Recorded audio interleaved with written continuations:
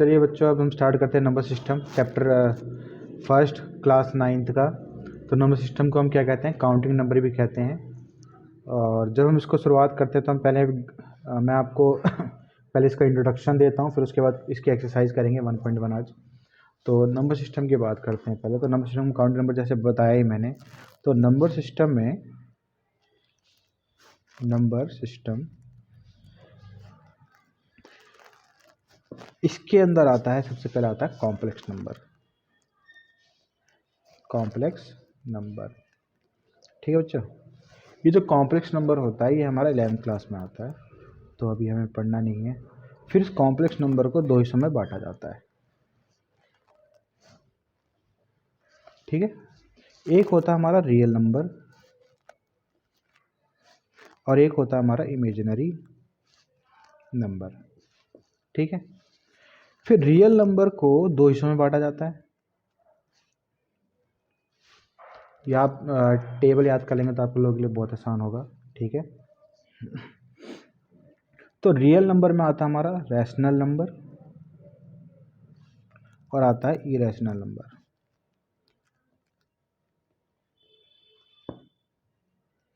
ठीक है, अब रैशनल नंबर में क्या आता है ये सब हमें देखना है। ठीक है, रैशनल नंबर को हम 5 हिस्सों में बांट सकते हैं, ये 4 हिस्सों में। तो सबसे पहले जो आता है हमारा रैशनल नंबर के अंदर आता है हमारा इंटीजर।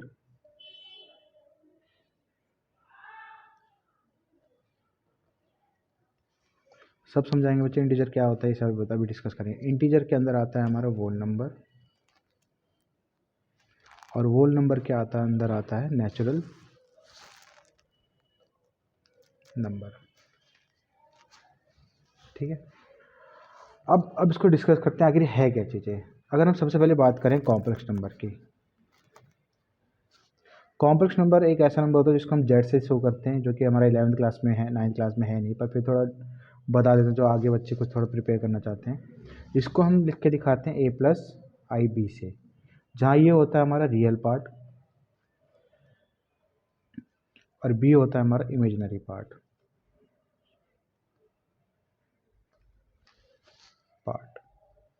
ठीक है, तो हम रियल पार्ट की बात करें तो रियल पार्ट में वैसे ही इमेजिनरी पार्ट लेंगे, ये भी एक रियल नंबर ही होता है, लेकिन ये आई के साथ रहता है इसलिए हम इसको इमेजिनरी पार्ट बोलते हैं। फिर बात आती है रियल नंबर की। तो जैसे कि हमने कहा कि रियल नंबर जो है दो हिस्सों में बढ़ जाता है, एक रैशनल में और एक हमारा इरेशनल में। तो रियल, जैसे हमने कहा कॉम्प्लेक्स नंबर में क्या रियल और इमेजिनरी, रियल का मतलब क्या होता है वास्तविक, और इमेजिनरी का क्या मतलब होता है काल्पनिक। ठीक है, तो वास्तविक नंबर जो रियल नंबर्स वो जिसमें कि हम रैशनल नंबर और इरेशनल नंबर को दिखा सकें, जैसे हमें, तो रैशनल नंबर क्या होता है? रैशनल नंबर उनको कहते हैं, रियल नंबर को हम नंबर लाइन पर शो कर सकते हैं और इसको हम क्या करते हैं एक्स वाई एक्सिस के इस कोऑर्डिनेट पे शो करते हैं। कॉम्प्लेक्स नंबर को, रियल नंबर को हम नंबर लाइन पर शो कर सकते हैं।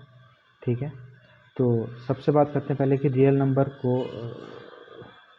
में पहले आता है रैशनल नंबर। अब रैशनल नंबर होता क्या है बच्चों? रैशनल नंबर हम उसको कहते हैं जो p बाई क्यू के फॉर्म में लिखे जा सके। ठीक है, जहाँ q की वैल्यू कभी भी 0 नहीं होती। ठीक है, अब ये बात की तो p और q क्या हो सकते हैं, पेपर में पूछा जा सकता है कि अगर आप रैशनल नंबर लिख रहे हैं तो p बाई क्यू में हम p की वैल्यू क्या रखते हैं, q की वैल्यू क्या रखते हैं। ठीक है, तो p और q दोनों क्या होने चाहिए, हमारे इंटीजर होने चाहिए। अब मैंने बच्चों यहाँ पे ये नहीं कहा कि सेम इंटीजर होने चाहिए, सेम इंटीजर भी हो सकते हैं और डिफरेंट इंटीजर भी हो सकते हैं। ठीक है, तो अगर हम इंटीजर्स को कोष्टेंट के फॉर्म में लिखते हैं तो वो क्या बन जाता है, रैशनल नंबर बन जाता है, जहाँ पे क्यू की कभी वैल्यू 0 नहीं होनी चाहिए। और हम रैशनल नंबर को इन मैथमेटिक्स एक्स का सिंबल दिया जाता है, जिससे हम शो करते हैं, क्यू से शो करते हैं इसको। ठीक है, फिर इसके बाद बच्चों नंबर आता है हमारा इरेशनल नंबर का। तो इरेशनल नंबर क्या होता है? तो इरेशनल नंबर वो नंबर होते हैं जिनको हम p बाई क्यू के फॉर्म में रिप्रेजेंट नहीं कर सकते, या जिनका कंप्लीट स्क्वायर रूट नहीं आता। ठीक है, जैसे कि एग्जांपल में जैसे √2 हो गया, √3 हो गया, इनका कंप्लीट स्क्वायर रूट नहीं आता।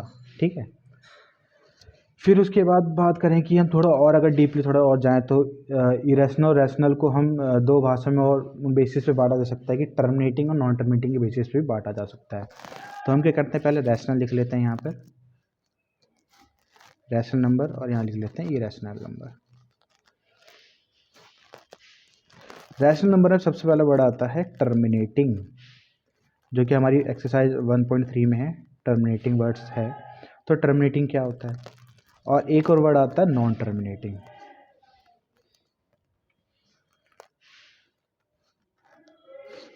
और इसमें आता है हमारा सिर्फ नॉन टर्मिनेटिंग। ठीक है, तो लोग जो होते हैं ज़्यादातर इसमें कंफ्यूज हो जाते हैं बच्चों कि इसमें भी नॉन टर्मिनेटिंग है, इसमें भी नॉन टर्मिनेटिंग, तो डिफरेंस क्या है। तो सबसे पहले बात करें टर्मिनेटिंग। टर्मिनेटिंग वो नंबर होते हैं जिनका रिमाइंडर, ठीक है, क्या होता है, 0 होता है। ठीक है, रिमाइंडर मतलब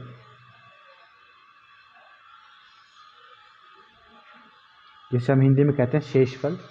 रिमाइंडर क्या होता है, 0 होता है। और नॉन टर्मिनेटिंग में क्या होता है, रिमाइंडर कभी भी 0 के इक्वल नहीं होता। एग्जाम्पल के तौर पे जैसे कि मान लो हम 6 को डिवाइड कर रहे हैं 2 से, तो ये हमारा 0 आया रिमाइंडर।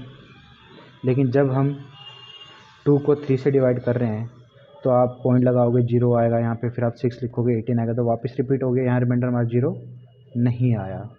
तो ये हमारे नॉन टर्मिनेटिंग हो गए, ये हमारे टर्मिनेटिंग हो गए। ठीक है, पर इसमें भी नॉन टर्मिनेटिंग है, इसमें भी नॉन टर्मिनेटिंग है, तो क्या करें। टर्मिनेटिंग जो होंगे सारे तो रैशनल नंबर हैं ही, लेकिन नॉन टर्मिनेटिंग आते थोड़ी कंफ्यूज हो जाती है। तो इसमें क्या देखा जाता है, ये रिकरिंग नंबर होता है, रिकरिंग,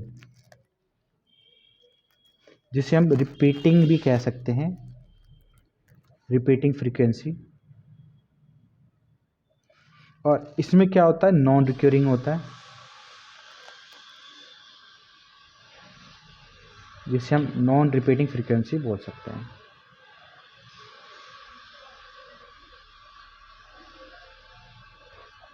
गॉट इट बच्चों। अब मैंने लिख तो दिया मीनिंग क्या है। तो रिकरिंग रिपीटिंग फ्रीक्वेंसी का क्या मतलब है, नॉन रिकरिंग का फ्रीक्वेंसी का क्या मतलब है। तो हम इसमें ऐसे समझते हैं, देखो जो भी नंबर हैं, जैसे मैं एक एग्जांपल लेता हूँ रैशनल नंबर के नॉन टर्मिनेटिंग का, ऐसे ही लिख दिया मैंने। नॉन टर्मिनेटिंग से एक पहचान होती है, इसके डॉट डॉट आते हैं पीछे, ठीक है, जो मतलब कभी टर्मिनेट नहीं होते। तो आप देख रहे हैं कि इसमें कुछ रिपीट हो रहा है, पॉइंट के बाद क्या हो रहा है, 3 4 3 4 3 रिपीट हो रहा है। जब कोई चीज़ रिपीट हो रही है, जब आपको एकदम ईजिली विजिबल हो रही है ना, तो उसे हम कहते हैं रिकरिंग कहते हैं। अगर रिकरिंग है तो हम क्या बोलेंगे, उसको रैशनल नंबर बोलेंगे। और ऐसे नंबरों को हम ऐसे लिख सकते हैं, 2 3 4 की पावर में बार, इसको वर्निकुलर बार भी कहते हैं। ठीक है, तो जो रिपीट हो रहे हैं उनके ऊपर बार लगा सकते हैं। लेकिन अगर इसका एग्जांपल देखें तो मान लीजिए 1 1 0 1 0 0 1 0 0 डॉट डॉट डॉट, ये हो गया नंबर जैसे। तो आपको दिख तो रहा है यहाँ 10 है, मान लेते हैं ये रिपीट करना चाहिए, तो यहाँ 10 आ रहा है कि साथ में 0 भी आ रहा है, तो ये 100 बन गया। यहाँ 10 आ तो 2 0 और आ गए तो 1000 बन गया। तो हम यहाँ पर डिफाइन नहीं कर पा रहे कि यहाँ पे नॉन रिपीटिंग, ये रिपीटिंग है या नहीं। तो रिपीटिंग तो दिख ही नहीं रहा हमें, क्यों 10 आ रहा है, फिर 100 आ रहा है, फिर 1000 आ रहा है। तो ऐसे को हम क्या कहते हैं, नॉन रिपीटिंग फ्रिक्वेंसी बोलते हैं, नॉन रिकरिंग नंबर्स बोलते हैं, जिसे नॉन टर्मिनेटिंग तो हम डॉट डॉट से पहचाने, तो इस वाले टाइप को कहते हैं इरेशनल नंबर बोला जाता है। ठीक है, तो आप लोगों के समझ में आ गया होगा शायद। ठीक है, इसका एग्जांपल और 2 एग्जांपल देख लेते हैं। ठीक है, 4 1 4 4 1 4 4 1 4 डॉट डॉट डॉट। तो आप देख रहे हैं इसमें अगर 41 लें तो 44 आया तो रिपीट नहीं होगा, लेकिन अगर हम ऐसे रखें 4 1 देखें, 4 1 4 4 1 रिपीट हो रहा है, तो हम लिख सकते हैं 4 1 4 के ऊपर पावर का साइन। ठीक है, तो मुझे लगता है कि आपको रैशनल इरेशनल नंबर में अंतर पहचान में आ गया होगा। तो अब इसके बाद करते हैं, आपको टर्मिनेटिंग नॉन टर्मिनेटिंग भी समझ में आ गया होगा। जब हम डिवाइड करें और डिवाइड करने के बाद, रिपीट कर देता हूँ, डिवाइड करने के बाद अगर रिमाइंडर 0 हो जाए तो हम कहते हैं कि टर्मिनेटिंग है, तो सीधा रैशनल नंबर हो जाएगा। लेकिन जैसे हम बात करें कि फिर से हम डिवाइड किसी नंबर करें लेकिन उसका रिमाइंडर 0 ना आए, तो यहाँ पे 2 केस बन जाते हैं, या तो रैशनल नंबर होगा या तो ये इरेशनल नंबर होगा। रैशनल नंबर के लिए कंडीशन है कि इसकी फ्रीक्वेंसी क्या होनी चाहिए, रिपीट होनी चाहिए, और इरेशनल में क्या होनी चाहिए, इसकी फ्रीक्वेंसी रिपीट नहीं होनी चाहिए। ठीक है बच्चों। फिर इसके बाद आता है कि कुछ और वर्ड्स देख लेते हैं। पहले हम बात कर लेते हैं कि जैसे कि हमने देखा कि रैशनल नंबर के अंदर इंटीजर आता है, वोल नंबर आता है, रैशनल नेचुरल नंबर आता है, तो ये सब क्या है। तो इंटीजर क्या होते हैं, इंटीजर नंबर्स वो होते हैं जिसे हम प्लस में, जीरो में और माइनस में लिख सकें। अब बच्चों यहाँ कन्फ्यूज़न होती है कई बच्चों को कि लोग समझ लेते हैं कि 0.23 अगर लिखा हमने तो ये भी क्या इंटीजर है। ये नहीं होता इंटीजर। इंटीजर में एक स्पेसिफिक न्यूमेरिक वैल्यू होती है, नंबर्स वैल्यूज होती है, काउंटिंग नंबर्स होते हैं। ठीक है, पॉइंट में नहीं होता, फ्रैक्शन में नहीं होता, ये याद रखिएगा आप लोग। ठीक है, तो इंटीजर का क्या होंगे, या तो -2 होगा, 0 होगा, 1 होगा, 3 होगा, -3 होगा, ये सब इंटीजर है हमारे। फिर उसके बाद आता है वोल नंबर। एक और बच्चों, इंटीजर को हम किससे शो करते हैं, जेड से शो किया जाता है इंटीजर को, सिंबल है इसका। ठीक है, और वोल नंबर की बात आती है तो वोल नंबर को हम पहले तो बता देते हैं कि किस सिंबल से रिप्रेजेंट किया जाता है इसको, W से। ठीक है, अब रहा बात इसके नंबर कहाँ से स्टार्ट होते हैं, इसके स्टार्ट होते हैं 0 से, 0 1 2 करते करते इन्फिनाइट तक, जो काउंट नहीं कर सकते हैं। ठीक है, फिर उसके बाद आता है हमारा नेचुरल नंबर। नेचुरल नंबर में बच्चों 1 से स्टार्ट होता है, 1 2 3 चलते चलते एंड में, और इसका सिंबल जो होता है वो हमारा क्या होता है, एन होता है। सिंबल क्या होता है इसका, एन होता है। ठीक, थोड़ा और आगे बढ़ते हैं। कई बार क्वेश्चन पूछ लेता है कि वोल नंबर इंटीजर के अंदर है या इंटीजर वोल नंबर के अंदर आ रहा है। जैसे मैंने टेबल बनाया उससे आप समझ रहे होंगे कि नेचुरल नंबर जो होते हैं वो सारे आते हैं वोल नंबर के अंदर। ठीक है, और सारे वोल नंबर आते हैं इंटीजर के अंदर, और सारे इंटीजर आते हैं हमारे रैशनल नंबर में। ठीक है, और सारे रैशनल नंबर और साथ में इरेशनल नंबर, ये आते हैं सब किसमें, हमारे रियल नंबर में। तो आपको दिख ही रहा है, हमें पता है कि नेचुरल नंबर कहाँ से स्टार्ट होते हैं, 1 2 3 से। रोल नंबर कहाँ से स्टार्ट होते हैं, 0 1 2 3। इंटीजर क्या होते हैं हमारे, -2 -1 0 1 2।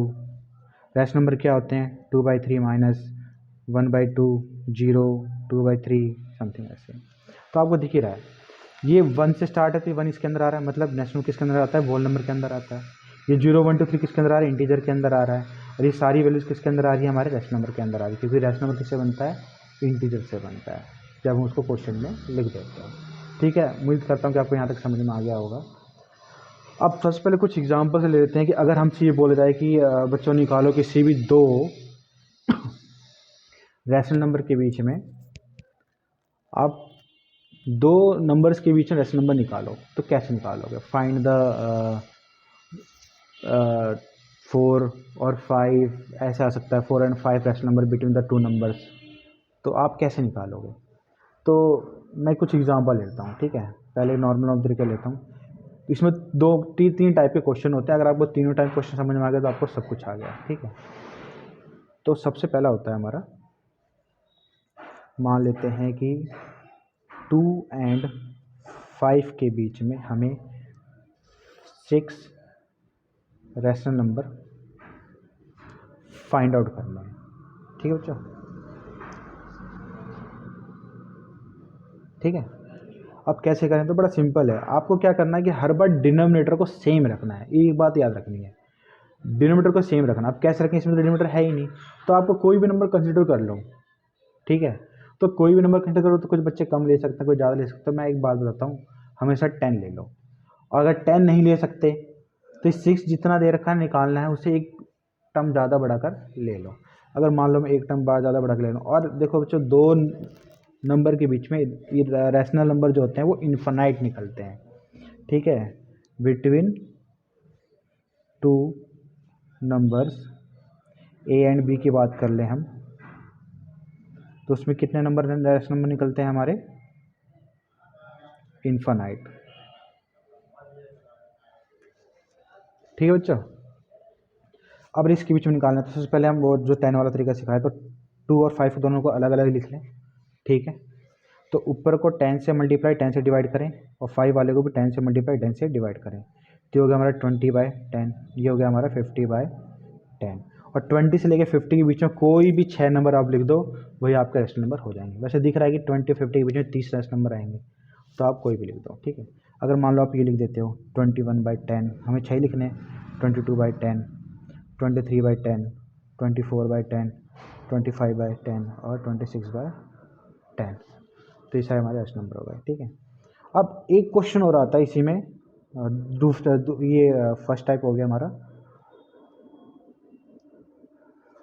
सेकेंड टाइप का मेथड कैसा हो सकता है,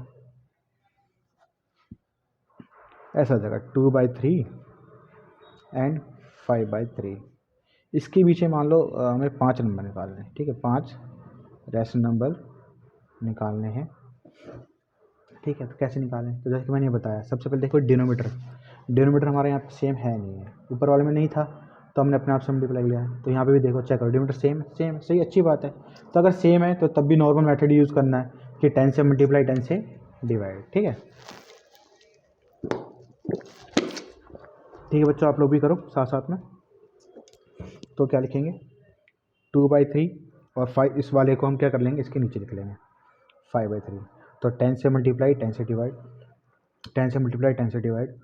अब 7th क्लास हमने सीख रखा है कि अगर a/b मल्टीप्लाई c/d होता है, तो ऊपर वाले को ऊपर से मल्टीप्लाई करते, नीचे वाले को नीचे से, तो ये आएगा हमारा ac/bd, ठीक है। तो यहाँ क्या हो गया, ऊपर वाले को ऊपर से किया, हम क्रॉस नहीं करते बच्चों मल्टीप्लाई में, ठीक है। तो ऊपर वाले को ऊपर से किया तो कितना आया 20, नीचे आया 30, ऊपर आया 50, नीचे आया 30। तो देखो डिनोमीटर चेंज हुआ नहीं हुआ, तो ये जरूरी होता है। अब 20 से 50 के बीच में कोई भी नंबर लिख दो, पर डिनोमीटर में थोड़ा अलग हो जाएगा बस, है ना। तो 21/30, 22/30, 23/30, 24/30, 25/30, 26/30। बच्चों ज़्यादा तेज तो नहीं चल रहा, समझ में आ रही है आ रहा, अगर आपके आ रहा है तो कमेंट कर सकते हैं, ठीक है। फिर उसके बाद हम बात करते हैं थर्ड टाइप की।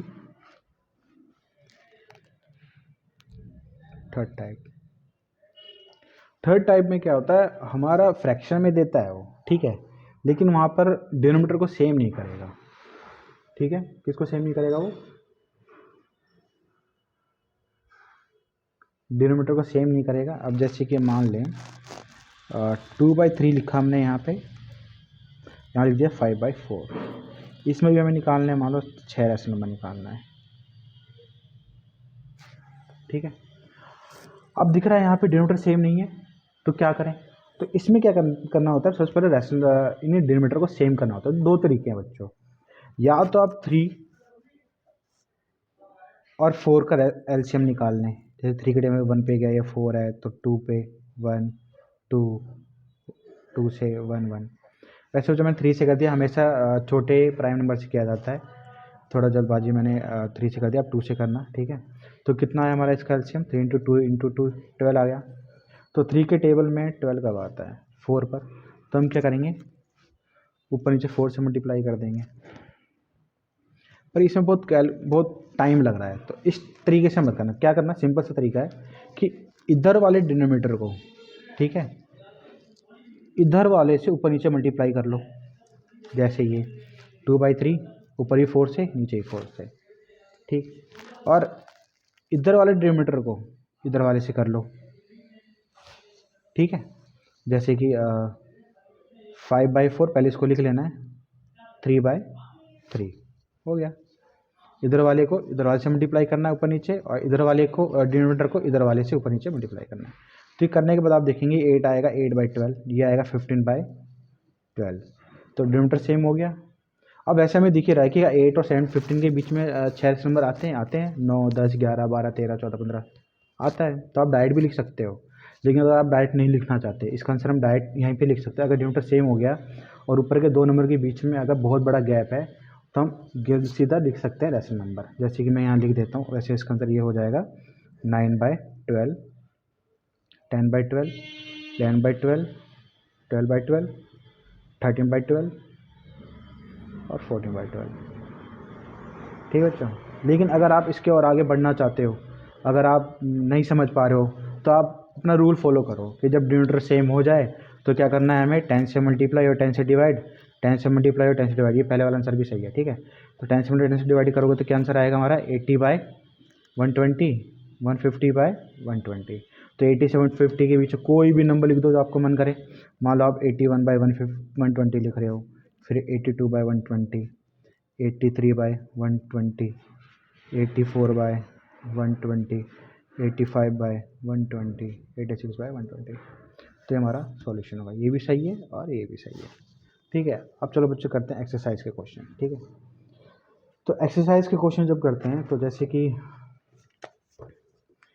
1.1 का फर्स्ट क्वेश्चन क्या लिखा है, is zero a rational number. क्या जीरो रैशनल नंबर है? जैसे कि मैंने बताया था कि जीरो रैशनल नंबर हो सकता है ना। पी के लिए कुछ भी हो सकता है, जैसे कि हमने लिखा ही था फर्स्ट क्वेश्चन एक्सरसाइज 1.1।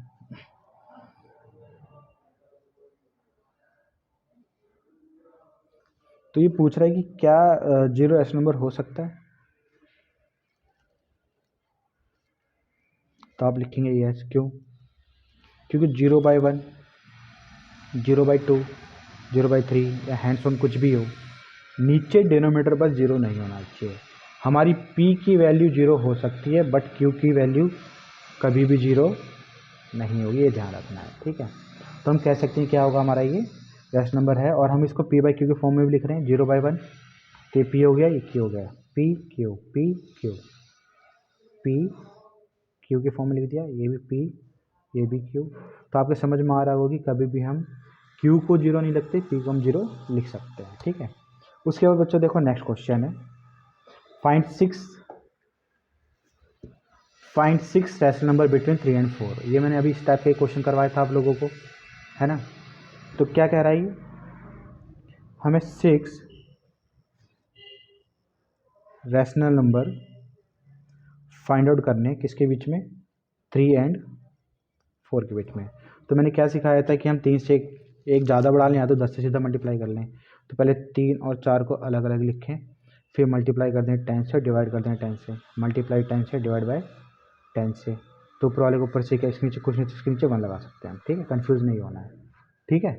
तो ऊपर वाले को ऊपर से क्या, 30/10, 1 को 10 से किया 10, फिर 40 बाय नीचे 10। अब 30 से 40 के बीच में कोई भी 6 नंबर लिख लीजिए आप। तो क्या हो गया हमारा 31, 32, 33, 34, 35, 36। सबके नीचे क्या आ जाएगा हमारा 10, 10, 10, 10, 10, 10 हो गया, ठीक है। फिर इसके बाद इसका नेक्स्ट क्वेश्चन करते हैं।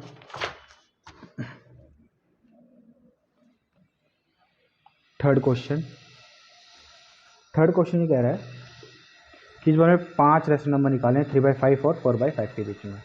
किसके बीच में निकालना है बच्चों, 3/5 एंड 4/5। कितने निकालने हैं, 5। तो जैसे कि मैंने अभी समझाया था, यहाँ डिनोमिनेटर सेम है तो कुछ नहीं करना, सीधा आपने टाइप देख लेना, ठीक है। जो बच्चे बीच में से देख रहे हो वो प्लीज़ बीच में से वीडियो ना देखें, वो शुरू से करके देखें, उनको सही से समझ में आ जाएगा और 10th क्लास तक भी काम आएगा, वैसे फ्यूचर में भी आगे काम आता रहेगा, ठीक है। तो 3/5 लिखा हमने, 4/5 लिखा, ऊपर हमने 10 से मल्टीप्लाई 10 से डिवाइड कर दिया, 10 से मल्टीप्लाई 10 से डिवाइड कर दिया। तो ये आया हमारा 30/50, 40/50। तो इनके बीच में कोई भी आप 5 नंबर लिख लें, 31, 32, 33, 34, 35, सबके नीचे क्या आ जाएगा 50, ठीक है। फिर उसके बाद देखो फोर्थ फोर्थ क्वेश्चन में कह रहा है कि state whether the following statement are true और फॉल्स। इसमें कौन सी स्टेटमेंट जो सही है गलत है। फिर हमें यही बताना है कि give reason for your answer, फिर हमें उसका आंसर भी देना है, समझाना भी क्यों। तो जैसे क्या लिखा है, every natural number is a whole number. तो क्या सारे नेचुरल नंबर होल नंबर होते हैं? बताइए, होते हैं? नहीं होते। क्यों नहीं होते या होते हैं? मैं कंफ्यूज कर रहा हूँ, कंफ्यूज मत होना। हमारे सारे नेचुरल नंबर क्या होते हैं? होल नंबर होते हैं। क्यों? क्योंकि मैंने टेबल भी बनाई थी। क्योंकि नेचुरल नंबर में, क्वेश्चन नंबर 4, नेचुरल नंबर में हमारा काउंटिंग कहाँ स्टार्ट होता है? 1 से, 1 2 3। और होल नंबर में कहाँ स्टार्ट होता है? 0 से। तो देख रहे हैं ये सारे नंबर इसके अंदर आ रहे हैं, तो हम कह सकते हैं कि फर्स्ट ऑप्शन जो है क्या है, वो ट्रू है। ठीक है, अब इसका सेकंड ऑप्शन देखते हैं। सेकंड में ये कह रहा है कि क्या सारे इंटीजर होल नंबर हो सकते हैं? तो आप बताओ, आप समझ गए होंगे सारे इंटीजर हमारे होल नंबर नहीं होते। तो सेकंड का आंसर क्या होगा? फॉल्स। और क्यों होगा देख लेते हैं। इंटीजर जो होते हैं, ठीक, क्या होते हैं इंटीजर? जो माइनस प्लस में लिखे जाए, तो माइनस डॉट डॉट डॉट 3 -2 -1 0 1 2 3 आगे तक। और होल नंबर क्या होते हैं हमने लिखेंगे यहाँ पर। तो ये कह रहा है सारे इंटीजर क्या होल नंबर होते हैं? ये पॉसिबल नहीं है, क्योंकि बच्चों इंटीजर में क्या आता है? माइनस भी आता है, और होल नंबर में हमारा माइनस नहीं होता, इसलिए आंसर इसका क्या है? फॉल्स है। ठीक है, या मेरी टेबल देख लें, जो हमने टेबल बनाई थी कि इंटीजर के अंदर होल नंबर आता है, होल नंबर के अंदर इंटीजर नहीं आता, इसलिए इसका आंसर क्या होगा? फॉल्स होगा। हम इस डायग्राम के हिसाब से भी आंसर दे सकते हैं। फिर उसके बाद देखिए क्या है हमारा, every rational number is a whole number. क्या सारे रैशनल होल नंबर हैं? जाहिर सी बात है, सबसे बड़ा तो रैशनल नंबर ही है। वो हमारा होल नंबर के अंदर कैसे आएगा? आएगा ही नहीं। होल नंबर रैशनल नंबर के अंदर आता है, ना कि रैशनल नंबर होल नंबर के अंदर आएगा। तो इसके बाद वाला भी आंसर क्या हो जाएगा हमारा? थर्ड वाला क्या हो जाएगा? फॉल्स हो जाएगा। ठीक है, क्योंकि इसकी करेक्ट स्टेटमेंट क्या है हमें पता है। इंटीजर नेचुरल नंबर किस में, फर्स्ट का बताएं तो नेचुरल नंबर किसके अंदर आते हैं? होल नंबर के अंदर। और होल नंबर किस में आते हैं? इंटीजर के अंदर। इंटीजर होल नंबर के अंदर नहीं आता। वैसे ही रैशनल नंबर होल नंबर के अंदर नहीं आता, होल नंबर आता है रैशनल नंबर के अंदर। ठीक है, ये सही है, ये सही है, ये सही है स्टेटमेंट इसमें। ठीक है, उम्मीद करता हूँ आपको समझ आया होगा। और थोड़ी कुछ प्रॉब्लम हुई तो आप इसमें कमेंट करें, ताकि मुझे समझाएं मैं और बेहतर कैसे कर सकूँ आपकी पढ़ाई के लिए, क्योंकि आप लोगों की पढ़ाई सबसे ज़्यादा इंपॉर्टेंट है। ठीक है, थैंक यू बच्चों, अपना कीमती टाइम देने के लिए।